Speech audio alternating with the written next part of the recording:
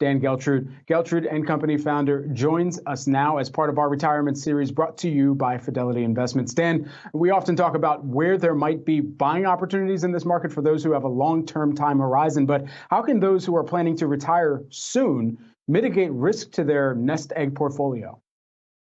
Well, when you think about retirement, when you're either close to retirement or you're already in retirement, you have to think about time not being on your side. And what does that mean? It means it gives you less of a window to make a mistake. So your approach needs to be more defensive as opposed to offensive. So you got to start thinking about a conservative portfolio once again, because you can't give up ground because you don't have the time to make it up. So I tell people in retirement, please resist the fear of missing out. The market is going to be volatile for a while, especially right now, given what's going on geopolitically around the world and also domestically. So you really need to understand the market's going to go up and down. And on the days that it's up, you can't be saying, oh, no, I missed out, because there's going to be another day soon where you're going to have a drop. And then you'll be glad that you weren't tied up in, let's say, some higher risk or more volatile securities. I would also throw crypto into that group in saying, yeah, there's some great runs in crypto, but there's also some large drops, and you have to resist that type of investing when you're in retirement.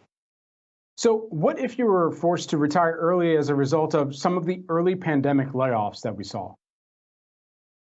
Well, if you're forced into retirement, the first thing that you really need to do is immediately look at your investments.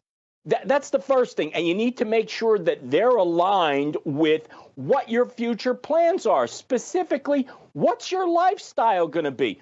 Most of the time, people in retirement are going to have a drop in income. Therefore, they need to be able to focus in on their expenses and say, look, these expenses need to come down probably in the same ratio as your income drops. However, what you need to keep in mind is one thing that's always going up is healthcare costs. So I would tell people it's not just what your normal income and expenses are going to be.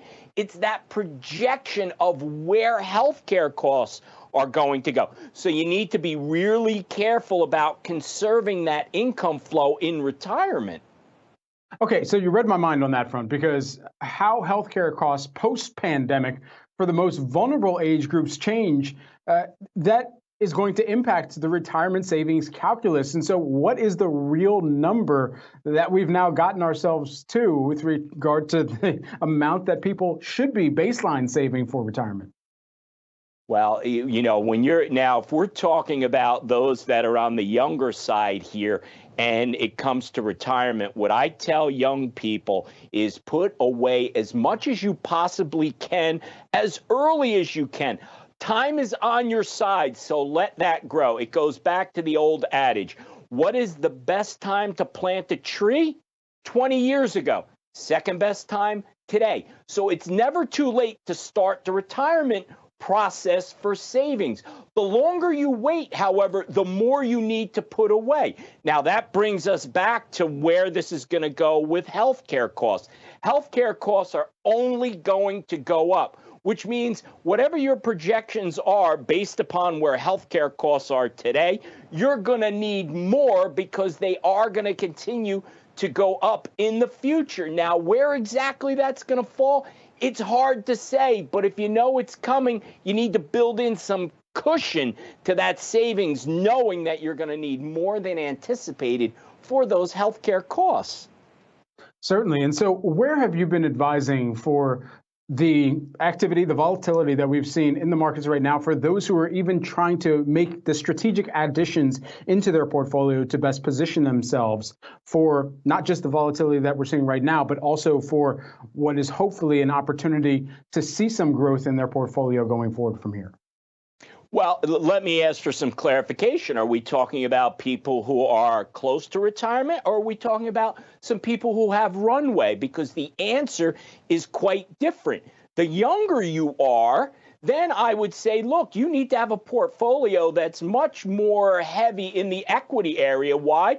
Because as there's some volatility in the equities, we know overall, historically, they're going to go up. And those little bumps in the road, no problem. You have the time. Those that are now close or in retirement, that's a different matter. So you need to really be careful about which equities that you're selecting. You definitely need to have a diversified portfolio and be thinking about having a mix of bonds, having a mix of those steady stocks that are going to give you, for example, a dividend flow. Because again, you need to think about what your income levels are going to be as opposed to playing the long-term appreciation. Certainly. Dan, appreciate the time and insights here on the day. Dan Geltrude, who's the Geltrude and Company founder, joining us here today as part of our retirement series brought to you by Fidelity Investments.